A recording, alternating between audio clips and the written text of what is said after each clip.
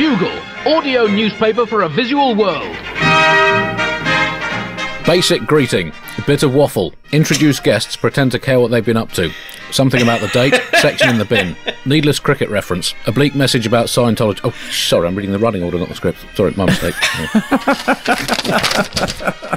Hello, Buglers, and welcome to issue 4208 of The Bugle with me, Andy Zaltzman, in the shed, not live and in 0 dimensions, as is so often the case with the recorded audio shows, unless you count time and sound as dimensions, which is up to you. It's Monday, the 11th of October 2021 as we record, and later on we will be looking at the global supply chain problems, but there's no such trouble with our Bugle co-hosts this week. First, someone who's not been on the show for 6 months, during which time he's been a mixture of stuck in a shipping container and or totally out of fuel. I assume that's why he's not been on anyway, but thankfully the global supply of Tom Ballards is flowing once again. Welcome back, Tom. How have you been? I have been terrible. Oh, right. Hang on. Sorry, I have some humorous jokes about this, but no, I've had a mental collapse and an identity crisis, questioning my place in the world. There's been a lot of inflation around my body as well. I've put on a lot of weight, and I'm desperate for this hellhole of pandemic lockdown to be over so I can be free and out there living a more fulfilling life, connecting with other human beings. But thank you for asking, Andy. I know how important it is to you to check in with us and ask us what we've been up to. So just thanks, man. Classic bit of introductory banter. Now, obviously, the idea that supplies of everything are grinding to a halt is just another global conspiracy by the Bilderberg Group to make us inject ourselves with tracking devices and donate all our organs to Warren Buffett to make him functionally immortal. However, the supply chain of new Bugle co-hosts is also in good health. So welcome to the show, Neil Delamere. Hello, how are you? Great, thanks. Lovely to have you on the show. Introduce yourself to the listeners, Neil. I am joining you from Ireland in the EU, where there are no shortages at the moment. No. I've had my first petrol bath of the day, Andy. It was delightful. The scented candles were a bit of a risk, I will admit to that, but I'm feeling very relaxed. I'm looking at my water feature in my garden. It's a little boy weeing water into the fountain that you may have seen before, except it's not little boy, it's J.R. Ewing, and it's not water, it's diesel. But the point stands. I am very, very well, gentlemen. And I do like that you asked me a question I can answer rather than asking Tom what I believe is called you know, in the legal dramas they always say don't ask a question that you don't know the answer to. You got more than you bargained for there, and I really enjoyed the discomfort, I have to say. Sorry, I just forgot. You're welcome. I forgot I wasn't speaking to someone British who would just say, "Oh, I'm fine, fine, fine." Squeeze it back down. Asked and answered. Why are you drinking at 11 o'clock this morning? I'm fine. I've told you already.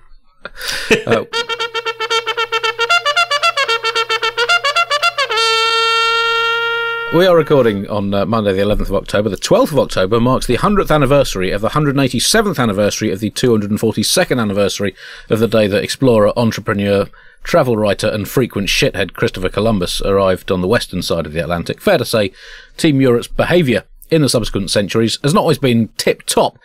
And certainly Columbus and his acolytes and followers interpreted the philosophy of Jesus Christ, who of course was Europe's #1 ranked messiah in 1492, pretty loosely.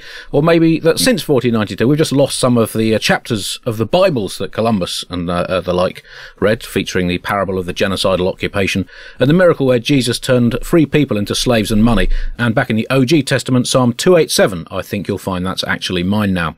Wednesday the 13th of October is Bring Your Teddy Bear to Work Day. But the big question is, what should you do with your teddy bear when you get there? Recent research shows that in 64% of all jobs, it doesn't matter in terms of overall output if the work is done by a human or a teddy bear. These jobs include cabinet minister, chief executive, action movie script editor and football referee. So don't just take your teddy bear to work, let it do your job. Disclaimer, the Bugle cannot be held responsible for any vehicular accidents, botched surgeries, escaped prisoners or other workplace mishaps resulting from you letting your teddy bear do your job. As always, a section of the Bugle is going straight in the bin this week. Fear. Tomorrow, the 12th of October as we record, is World Face Your Fears Day. And our special section is, in fact, a free offer. We will face a fear for you. Choose from one of the following 5 common fears. career-ending asteroid strike, the unstoppable march of time, finding a wasp's nest in your underwear drawer, finding a Republican in your underwear drawer, or having to make a speech to the Chinese Politburo, but you've lost your notes, you don't have any clothes on, you're dangling from a trapeze whilst in a rickety old 1930s aeroplane surrounded by mice with clown makeup on, and the microphone is quite literally a snake. We will face down one of those 5 fears on your behalf. To email us with fear A, B, C, D or E in the subject box, and we will leave you to spend the rest of World Face Your Fears Day finding a fresh new thing to be afraid of, maybe buses or Judi Dench films or slightly oversalted bread, or those parts of the year where there is no test cricket, or the fact that maybe you are nothing but a mortal corporeal entity in desperate need perhaps of some kind of spiritual cleansing. That section in the bin. I have a question about that. Yep. You know, you say finding a Republican in your underwear drawer. Yes. I would suggest that there are levels. So, Australian Republican, doesn't like the Queen that much. American Republican, interesting. Irish Republican, I think there's 3 different levels there. And you I probably should specify that both the type of Republican and the nature of the underwear involved. Top story this week. There's a tough winter ahead. It's October, and that only means one thing. It's heading towards November. And then December, which, as the vast majority of the world recognises, is winter time. 6.5 billion people. Can't be wrong, Tom. Whatever you crazy people down south think. And this winter looks set to be a bit of a tricky one for the world. The shortages of fuel, food and stuff in general become the trendy must-have accessory for any up-to-the-minute fashion-conscious economy.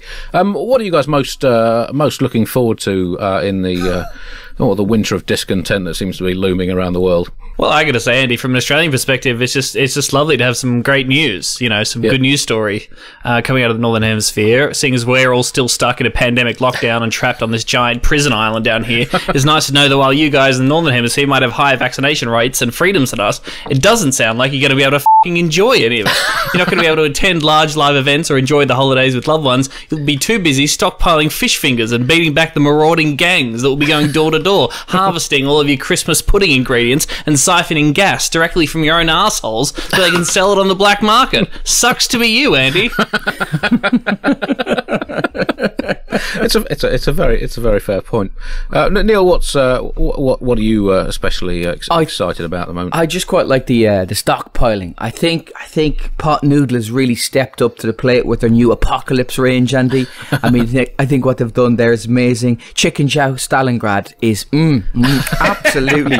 Rat meat tikka masala. Have you tried it? Oh, the Kung Po shoe leather is my personal favourite, I have to say. I'm enjoying the newfound power that HGV drivers have. I quite like that idea. Like this idea that the UK government is going, here, please come in, we'll give you a few visas. And they know they've never been in more demand. If I was a HGV driver, I'd be like, visa? Will you get out with your visa? I want a passport, I want a gun, a golden hovercraft, stem cells from a virgin, and a fresh, not a dried, a fresh supply of hitchhikers. These are my demands. You know, I would be nailing them to the local cathedral door. I like that, I have to say. I really like that. And I thought you'd like that reference. Yes. Well, stem cells from a virgin. That is a Catholic nightmare, that is. That's really a... No, that's the foundation of the faith, I think. Good point.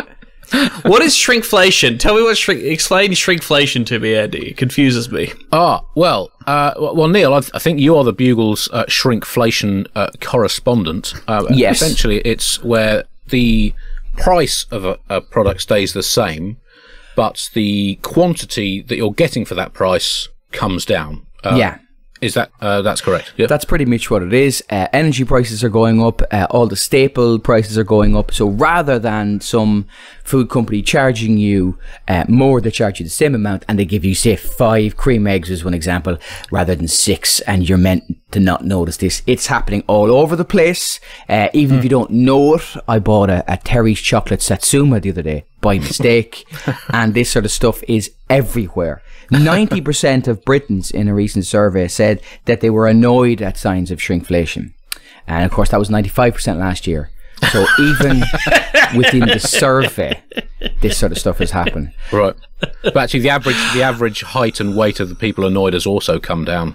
Yeah, massively so. interestingly. It's happening. Everything is getting smaller. A couple of years ago, I like to go in Scotland for my holidays, and I went to the Isle of Skye and I went horse riding, and the horses were huge and massive and muscular. And a couple of weeks ago, I went to Shetland.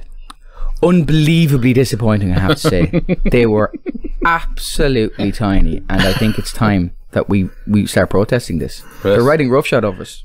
It is tragic. Multi-packs of crisps have come down from 24 packets to 22, which has caused rioting on the streets. Bags of peanuts down by 10% in size. Eggs down from chicken eggs to worm eggs.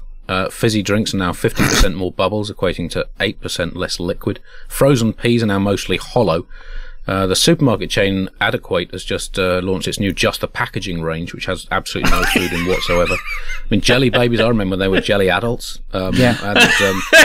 Next year it'll be jelly embryos. Getting banned in Texas, of course. I was reading an article about this. It said recent examples include Walkers, which cut 2 bags of crisps from its 24-bag multi-packs, while the price stayed at £3.50. Smith's Frazzles and Chipsticks now sell in a pack of 6 bags instead of 8 for £1. And Andy, I believe Frazzles and Chipsticks was the original name of your double act with John Oliver. Isn't that right? It was, yeah. Isn't that right, Frazzles? That is. Yeah. Frazzles and Chipsticks are also his nicknames for his testicles. Oh, really?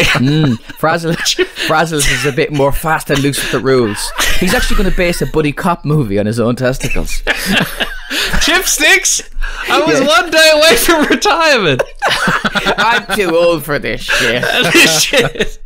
I hang lower. Come on. Yeah. To be honest, my testicles are in retirement essentially anyway, so too close to home. Obviously, the pioneer of shrinkflation was Jesus Christ, who fed the 5,000, but did he fill the 5,000? Questions remain. And it's much about branding, isn't it? Is it shrinking, or is it nouvelle cuisine? Potato, little artisan potato. It's very hard to tell, really. There's a way around this as well, because all these foods are going to get more expensive, right? So why do we keep buying them? Like Heinz and Kraft and all the rest are going, oh, listen, you're going to have to buy our stuff and it's going to be more expensive. Let's go back to the old ways. Why don't we make them ourselves? I mean, you could buy Pepsi Max, or you could get a smoker that to cough their tar into an aquarium. And once the pump puts bubbles into it, that's, Pepsi Max essentially, Right. Do you want Capri Sun, or do you want to piss in some tinfoil? These are the questions we have to ask ourselves. Is it a Raffaello? Is it some white dog shit? I mean, think outside the box. Yeah. I'm looking at a few other effects. More shrinkflation happening across British society, Andy. The number of balls in a cricket over will be cut from 6 down to 4. The number of surviving beetles is expected to be slashed by 50% any day now. Andy Zaltzman's shows are expected to come with 45% fewer puns. And in fact, cost pressures are now getting so bad, the Met Police has had to slash any criminal investigations into allegedly pedophilic members of the royal family by 100% now. They're down 100%, which is save a lot of money. It's going to save a lot of money. Kraft Heinz said, as you say, people are going to have to get used to higher food prices. But it's interesting that they went with that. People having to get used to higher food prices. They're not saying we're going to have to get used to lower profits. Very much, this is landing on the consumer. Now, Kraft Heinz has made between 8 and 10 billion profits a year in the last few years. Now, surely you'd think they must have been putting some of that away for a rainy day. And by rainy day, I do, of course, mean absolute global shitstorm. But, do you think the people who make baked beans have ever considered putting stuff away for a while? I think those people have ever... have they ever come across people in bunkers or something like that? Like, it just seems that something that they should have heard about, doesn't it? They should have done, but apparently there's now a certainty there will be shortages at Christmas in the UK. But I think like everything, we've got to put a positive Brexit spin on this. We're going back to enjoying British Christmas as a spiritual British festival, and a chance to Britishly spend British time with our British families, unencumbered by presents and filthy foreign food like turkey, including the name, and potatoes, which is American nonsense. So it's not all bad. Yeah, I mean, I think the worries about inflation. Inflation is at 3.2%, like something like this, and people are getting very worried in the UK about inflation. And if you listen, if you just listen carefully, you can hear the people of Zimbabwe and Venezuela going, "Oh, God love you, 3.2%. What are you going to do? 3.2% over a full year. Oh, God, do you want us to hold a concert for you, do you? Why don't you get a shotgun and some whiskey and go into the study if you can afford it and do the decent thing?" Like, it was 300. What was that? Put your shotgun on eBay to try and raise a bit of extra money? Is that... Well, yeah, that's what I meant, yeah. Can I just say, Neil, that was the best Zimbabwean Venezuelan accent that I've ever heard in my comedy career. You know, I considered both and then thought, I like working. I just like working. I thought maybe I could do Hugo Chavez, but yeah, I'm not doing Mugabe. I'm not doing Mugabe. Inflation was 300,000% in Venezuela. 300,000%. Yeah. The Rolo ads really meant a lot in Caracas because when you bought a packet of Rolo, the last Rolo was like worth 47 times more than the first Rolo. So you really had to love the person a lot to give them the last Rolo. I've never seen the economic subtext to that before. You see, there's ancillary effects of these things that we don't really think about. In other British winter shortage news, people have been anxiously waiting for guidance from the government on various things. Energy Secretary Kwasi Kwarteng, who seems to be hoping that scientists will find a way of converting evasiveness into electricity, refused to give energy companies a steer on what help the government may give them. And then when pressed on winter clothing in an interview, said, "My job as energy minister is not to tell people how many layers of clothing they should wear. That's not really my job." That is the level of our politics. Now, he was asked if he's advising people to wear another woolly jumper or a pair of socks. He said it's up to people. It's amazing how different people's cold thresholds can be. That will be their next policy. Another woolly jump. Okay, electricity blackouts. Wear the woolly jumper, you'll get a government-issued balloon. If you could just rub yourself with that and then plug yourself into the national grid and put the socks on and run on the carpet. Run on that carpet. It is essentially the government's strategy, as they've cut the £20 a week extra universal credit rise that has helped people through the recent global schmozzles. It's been de-rised in the last week in technical parlance, and I think they're basically just now advising the poor to develop a higher cold and hunger threshold, which is actually a very efficient form of government. And it's all part of the government's plan to sort of Thelma and Louise Britain into the next chapter of the COVID economic story. But in this version of Thelma and Louise, Louise straps a brick to the accelerator pedal, jumps out of the car and says, "Thelma, why don't you just see how it goes and report back? I will hold the fort here. Cheers, hun." Ian Duncan Smith was against the getting rid of the £20 credit. Ian Duncan Smith, which means he was clearly recently visited by 3 ghosts, you would imagine. One of the main reasons they're worried about the electricity prices and the gas prices is because Europe in particular is so dependent on Russia. You cannot make any sort of decent deals when Putin controls the supply of gas. They must have been on Zoom calls with Vladimir Putin going, your actions in Crimea were a disgrace and the sanctions are going to stay in place. And he's just like, "Look at your cooker." What? "Oh, look. It appears the front ring has turned itself off. That's so sad. If that egg was not to boil itself." Just looking on the Bloomberg website, they were tipping Russian companies as a sound investment at the moment, which I think kind of just summarises everything that is currently wrong. Also, schools have been told to stockpile food to avoid winter shortages because of the supply chain chaos. And I think this is great. I think it's good practical lessons for school children. And we've made it too easy for our kids being fed, most of them. Obviously, as the old saying goes, you can feed some of the children all of the time and all of the children some of the time, as long as charities and footballers step in and help out. But you can't feed all of the children all of the time unless you give a shit. And that's, you can understand the government sort of not necessarily stepping into the breach on this. And, it's a good lesson. If schools are short of food over the winter, it teaches them all different types of subject, mathematics, If Barry has stockpiled 6 lunches and Ian has stockpiled 9 lunches and there are 3 weeks left of the winter term, on what day and at what time will Barry and Ian be having a fight to the death in the school playground over the last available sausage roll? And for an extra 2 marks, how many children will have to be dangerously hungry before a government minister takes some responsibility for the situation?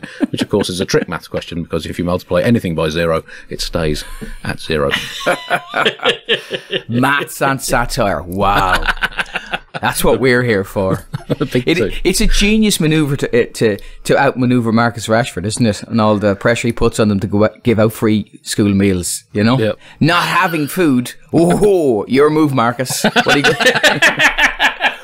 you going to make us do now? There's nothing here. Divide that. That's for those of you unfamiliar. Marcus Rashford is the leader of the opposition. Keir Starmer has been stepping in from while Rashford recovers from a shoulder injury. My wife pointed out to me about the HGV visas thing. So the government said, listen, we're going to have emergency visas. And only 27 people applied from the EU to get HGV visas. How many countries are in the EU? Well, slightly fewer than they used to be. Yeah, so there's 27. Right, yeah. Right. It does sound like the EU deliberately sent one person each to absolutely take the piss out of Boris Johnson's government, like the Eurovision.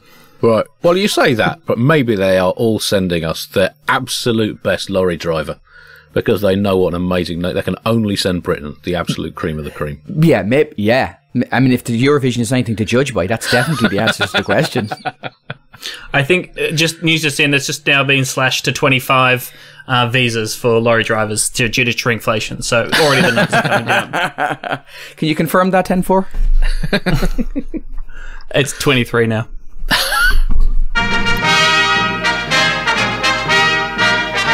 Orcas update news now. A few weeks ago, we reported exclusively for the world on the Orcas deal between Australia, the UK, and the USA involving some nuclear-powered submarines. Tom, as an Australian who's a massive fan of nuclear warfare from memory. It's been a while since been on the show. I forget how side of the fence you're on that one. Just bring us up to date with the latest fallout from this rather extraordinary deal that has pissed off the French significantly. Yeah, it's still fucked, Andy. There's your update right there. It's always good to check in. Even as ordinary British people are punching each other in the face at petrol stations and paying 45 quid for half a gram of peanut brittle, and Australians are still diseased and held in solitary confinement under a police state administered by a corrupt political class, all of us groaning under crippling intergenerational public debt. Don't worry, everyone. We still have the resources to build multi-billion-dollar nuclear death tubes that won't be delivered for another 40 years and will almost certainly begin World War III. It's still on track, Andy. Well, that is reassuring. That is reassuring at this time of uncertainty that we can still rely on. There's one thing that we can hang on to. Yes. Orcas, as you mentioned, it's Australia, it's the UK, it's the US. It's sort of they put the names together. It's kind of the geopolitical Brangelina. That's how I like to think of it. And it's kind of a diplomatic three-way, but like all three-ways, it's sticky, it stinks, and someone's going to get hurt. I enjoyed that more than you did. Show, Tom. You Australians. Sorry. I admire the fact that you didn't mention semen anywhere there. I respect your restraint. No. Thank you, Neil. Thank you, Neil. Always. Never go to the hack on the Bugle. We love it, though. I don't know if you mentioned it on your show, but when it was announced in Australia, our Prime Minister / marketing exercise made flesh, Scott Morrison, described the alliance with the UK and the US as a forever partnership, which I would argue seems a little bit clingy to me. And maybe Scott should just play a little bit cool, keep your options open. Nothing in politics is forever except for the presidency of Xi Jinping. And he's going to be calling the shots until death. He's 68. Joe Biden's going to be lucky to get through this winter. So let's not be picking our teams just yet, okay, Scott? Let's just see how it plays out a little bit, yeah? Yes. It's a forever partnership is something that he carves into a tree. That's what that is. Biden and Scott forever. Yes. And also forever. Also, bear in mind, this forever partnership is between the UK and two former members of the UK who decided that they didn't want to be forever in that partnership. So this is very much a second go at a marriage that's not entirely worked the first time round. The word is that France is no longer trusts the UK, which isn't a problem for us in the UK because we've got some of the world's most trusting and trustworthy despots on side instead of our European partners, and it's much easier to build long-term relationships with them because, as you said, Tom, they don't get annoyingly voted out of office so often. But there's now concern over exactly how these subs are going to be powered. There's pressure on the Orcas partners to scrap plans to use weapons-grade uranium on submarines, and I think that stems from a lack of faith in the sentence weapons-grade uranium. What the could possibly go wrong with that? If Australia gets weapons-grade uranium, everyone is going to want weapons-grade uranium, so that must make you proud to be such a trendsetter globally. Everyone wants to copy the great Australian model. Everyone wants to be cool like Australia. It's a dance as old as time. I think we can all agree. But it's not going well. We're pissing people off left, right and centre. Okay, here's one report. The French Institute for International Relations think tank criticised the escalating danger of the war, including nuclear war, as you mentioned, Andy, provoked by the AUKUS treaty targeting China. The Institute warned that the signing of AUKUS may trigger a nuclear arms race and that the move dangerously exacerbates tensions in East Asia. It listed Indonesia, Malaysia and Singapore, as well as Thailand, Laos and Cambodia as regional powers angered by the AUKUS deal. So that's just France, China, Indonesia, Malaysia, Singapore, Thailand, Laos and Cambodia that we've managed to piss off simultaneously. But hey, in our defence, we have nuclear submarines, so go f*** yourself. How about that? Or at least we're going to. Apparently they're not going to arrive until 2040 at the earliest, which I just love that like all the West are saying that China's an immediate threat that we need to do something about now, and we're going to act on that, and we will get the weapons that we're talking about in 19 years. So don't f*** with Australia, people. If you mess with us, expect some mild payback in a generation's time. You're not going to suffer, but your children's children, oh, they're really going to feel it. Do you think you'll be out of quarantine by then, or do you think that submarines will just be... I think I know how this whole thing happened. I think Australia went, we want to take a stand against our own largest trading partner, China, even if it antagonises them. And the UK went, wow, we have a load of experience over the last 5 years in this. Here's the manual, guys. You're the best. You're the best. It is crazy. It's like even if we get these submarines, when it comes to military capability between Australia and China, it's not it's not looking good. This will bring our total number of submarines to about 18. China has 79. Australia has 59 tanks. China has 3,205. We have 80,000 people in our military, and China has 3.3 million. Okay? It's like David and Goliath, except Goliath has 3,200 tanks, and also Goliath is our biggest trading partner. Like, we need him to make the slingshot to send us to take him on. Maybe that's what the original David Goliath story was. You want to trade in stones? Yeah, have one. Look how efficient we are. I'll see your tiny navy and raise you the Irish navy. We have, in total, 8 boats. 8. I'm not even joking. One of them is a Lilo. That's unconfirmed. We have 8 boats for 2,000 miles of coastline. How unlucky a drug smuggler would you have to be caught by a boat that has like over 250 miles of coastline? Bugle feature section now, birds. And it's been a terrific few 100 million years for birds, have established themselves as amongst the top creatures in the air. And Tom, as our Australian competitive bird judging competitions correspondent, nuclear war enthusiast, yes. It's been a very exciting week. The bird of the year has been announced in Australia. Huge. This is the Nobel Prize for birds. All right, Andy, it's a very big deal. The Guardian Australia, for some reason, runs an Australian Bird of the Year poll every single year. It changes every year. Apparently, Australia's very fickle. I believe there was a campaign to get the ibis up there a few years ago, aka the bin chicken.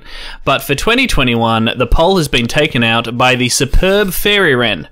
Or should I say, fucking stolen in an absolutely controversial move by this little slut of a bird. Okay, now the superb fairy wren apparently looks beautiful, has a wonderful song that you can listen to and enjoy, and lots of people while in lockdown have been enjoying seeing the little fairy wren around their backyard. But apparently they're quite scandalous. The male and female mate for life, and it's all wonderful. That was the previous belief about the superb fairy wren. But then scientists found out through genetic research that an individual fairy wren's nest can be made up of eggs from multiple different fathers. To Turns out the females, just before dawn, sneak off for what's called a pre-dawn foray and have a little sexy rendezvous with the neighbouring male fairy wren. Slut birds, Andy. Dirty slut birds have topped the Australian bird charts. I, for one, voted for the Tasmanian bespeckled cock gobbler, and it's not a pretty bird. Sure, it can't sing, and when it lays an egg, it instantly dies, but at least it's not a glossy show-off spreading its minge all over town. All right? But I mean, why do you think it's so difficult, Tom, for these birds to retain their title? Because is it just that they get to the top and they think, oh, I've done it now, and they get a bit big-headed and they get distracted by all the media commitments, and they don't focus on the core business of being a bird? Yeah. No, it's, top of the pole, you're in every paper, you're in bird baths filled with cocaine, the fame gets to your little bird brain, and obviously if it's a superb fairy wren, then it's orgies all night and day, having a million different baby chicks by a million different fathers, destroying the moral fabric of Australian society, and no, this little bitch won't return to the top of the pole next year, no chance. You're genuinely. Sorry, I don't know why this is my angle. They're a delightful little bird, and my mum really loves birds, and I feel like I've adopted a mask for this segment that's eating away at my face. I apologize. It feels like the promiscuity of this bird is a mask for something else. I think you're angry at something else, and we need to delve into it in a longer session. I'm very lonely. It's been a long lockdown, okay? And I'm jealous of this little bird and the amount of cock that it's getting. But in fairness, it goes out searching for the cock. But listen, if you did the same thing, if you got up pre-dawn and went for a cock foray, and then you didn't get it, then you could be angry. But you don't put the work in, do you? That's very true. I'm a fairy, but I guess not a wren. A superb fairy wren. Superb fairy is a great drag name, to be fair. Yeah. Is it just because... No, that's too bad a pun even for the Bugle, I'm afraid. Wow. Yeah. Finally found a level. Okay. They get so big, and they just become social media influencers, and not necessarily Instagram. Birds are more Don't do it. Twitter. No. Twitter. I had to do it. I had to do it. I knew you'd hate it, but I knew he'd like it, so I had to do it. I was caught between the two of you like a rampant...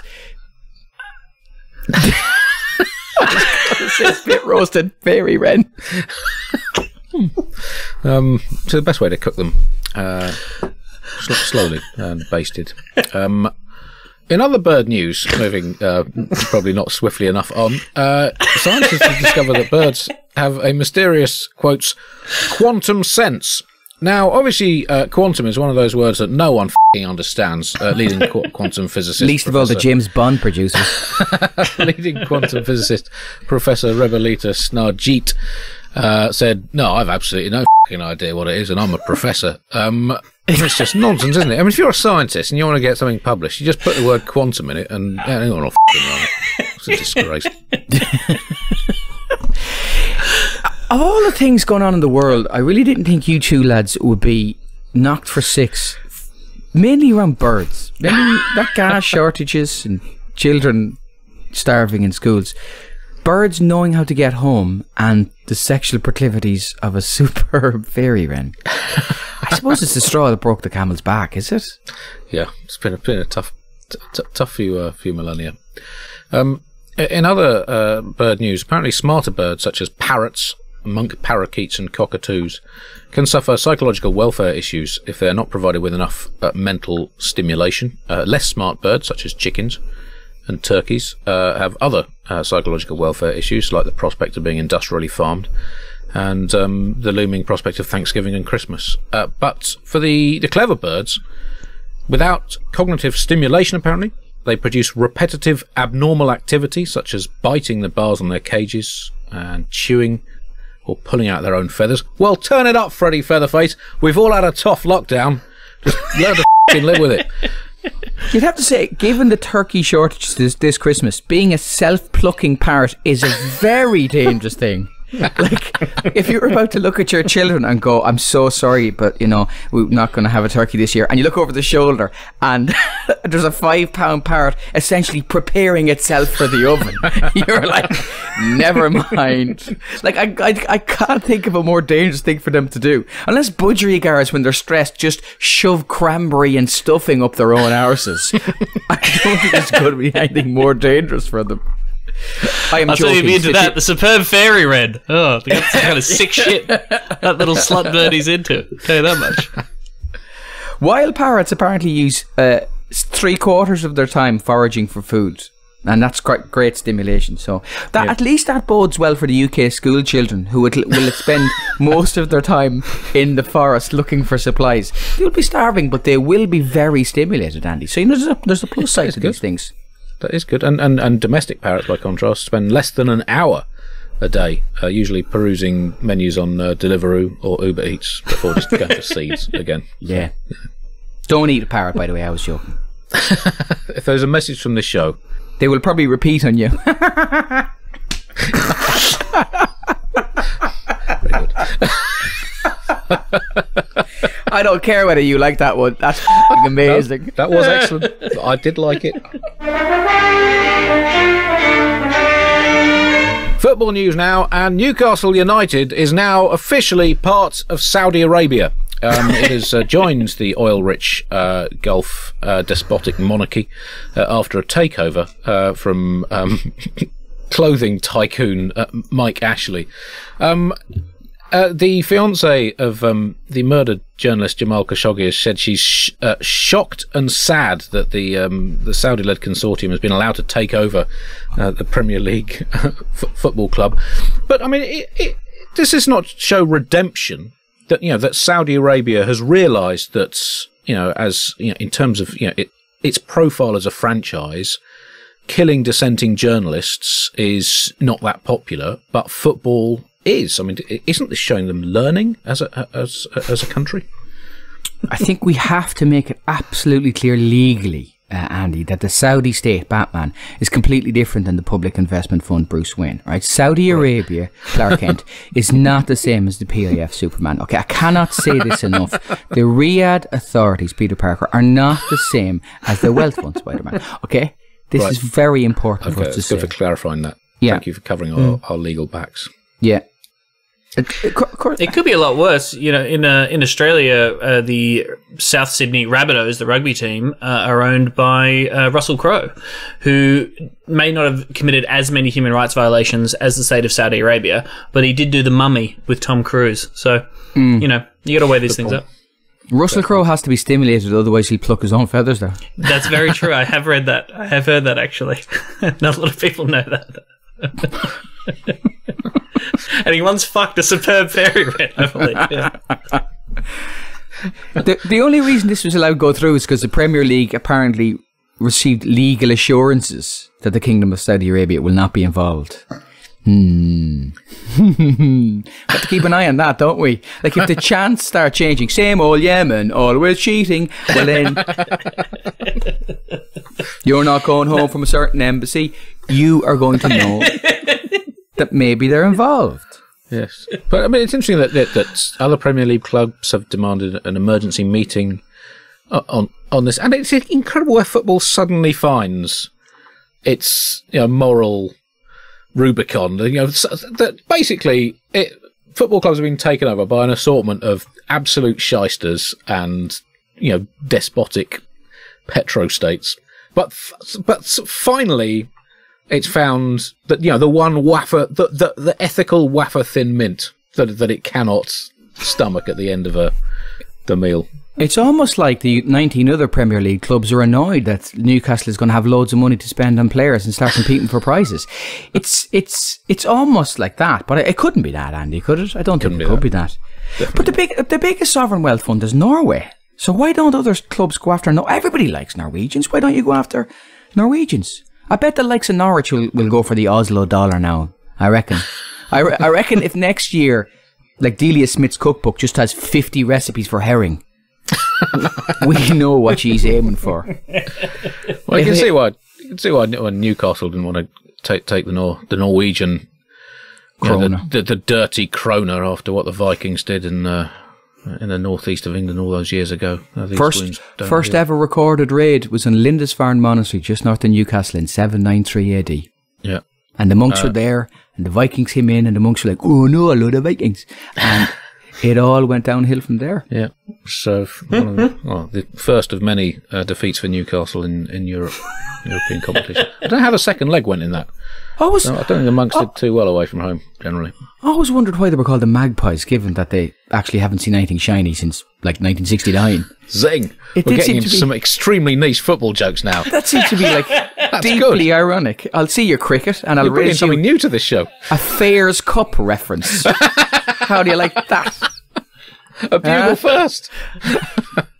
We've had some obscure sporting references, but I don't think the Fairs Cup has ever come up, Neil. That's what I'm bringing. Well done. That concludes this week's Bugle. Huge no thanks. Rumbelow section. What? We're doing a special Zenith Data Systems Cup hour show next week. Neil, thanks very much for coming on. It's been delightful to have you on. Do you have any other podcasts or live shows you'd like to tell our listeners about? Yeah, I'm doing the SSE Arena in Belfast in February. So if they could all come to that would be amazing. There we go. Tom, anything you'd like to alert our listeners to? You should write a book, Tom. Yes, keep an eye out for my book. It'll be coming out the same time we get those subs, I think, around 2040. That'll be good. My podcast is called Like I'm a 6-Year-Old. People can listen to that if they so wish. And if you're in Melbourne, I've got 2 shows at the Off Chapel Theatre, which are going to be filmed, hopefully, if that can happen and lockdown's over. But you can go to my website to find out the details. We have a live Bugle show coming up in London at the Odeon in Leicester Square on the 13th of November as part of the Podicon Festival. And it will be probably the showbiz event of this and any other millennium. Details online. We will now play you out with some lies about our premium level voluntary subscribers. To join the Bugle voluntary subscription scheme, to make a one-off or recurring donation to keep the show free, flourishing and independent, go to buglepodcast.com and click the donate button. David Reinertson was intrigued by the leak of 12 million documents in the so-called Pandora Papers. However, like any right-thinking person, he could not be bothered to read all 12 million of them. It would have taken me at an estimated 1 minute per leak, says David, doing an 8-hour working day with time off for holidays, 100 years to do the lot. And seriously, I just don't have time for that. So I decided just to make up a few of my own leaks to save time and be disgusted by them instead.